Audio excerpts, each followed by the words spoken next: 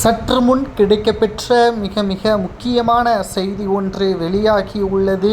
திராவிட முன்னேற்றக் கழகத்தின் எம்பியும் திமுகவின் துணை பொதுச்செயலாளருமான கனிமொழி அவர்கள் இன்று கோவை ஆர்.எஸ்.புரம் பகுதியில் உள்ள மாநகராட்சி கலையரங்கத்தில் திராவிட இயக்க தமிழர் பேரவை சார்பில் சுயமரியாதை இயக்க நூற்றாண்டு விழா மாநாட்டை திமுக துணை பொதுச்செயலாளர் கனிமொழி துவங்கி வைத்தார். இந்த நிகழ்ச்சியில் பேசிய கனிமொழி அவர்கள், திராவிட முன்னேற்றக் கழகத்தின் மூத்த அமைச்சராக இருக்கக்கூடிய பொன்முடி அவர்கள் சமீபத்தில் சில சர்ச்சைகளில் சிக்கினார். அதிலும் குறிப்பாக பெண்களை இழிவுபடுத்தும் விதமாக மிகப்பெரிய ஒரு சர்ச்சையில் சிக்கினார். முதலாவதாக கனிமொழி அவர்கள்தான் திமுகவில் இருந்து குரல் கொடுத்தார்.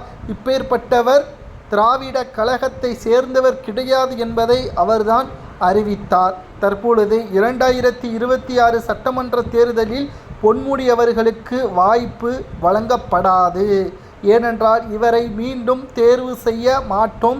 அப்படி இவர் களத்தில் இறங்கினால் திமுக நிச்சயமாக தோல்வியேதான் தழுவும் என்று மறைமுகமாக கனிமொழி அவர்கள் இந்த நிகழ்ச்சியில் கூறியுள்ளார்.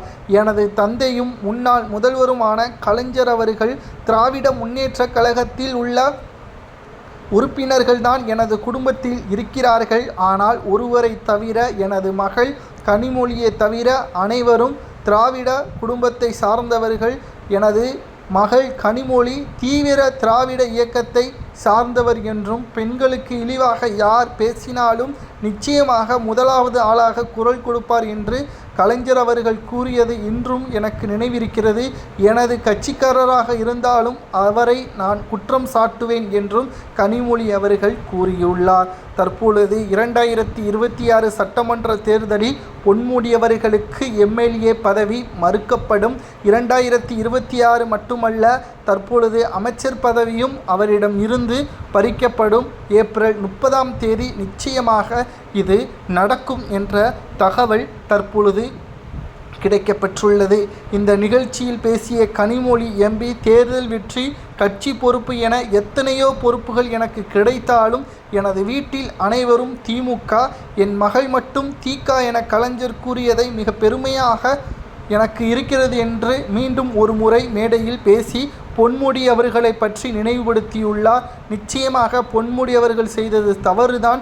வயதுக்கு ஏற்ற பேச்சு இல்லை, அனுபவம் அவருக்கு சுத்தமாக இல்லை என்றும், கலைஞராக இருந்திருந்தால் நிச்சயம் கட்சியை விட்டு நீக்கியிருப்பார் என்று மறைமுகமாக சுட்டிக்காட்டியுள்ளார்.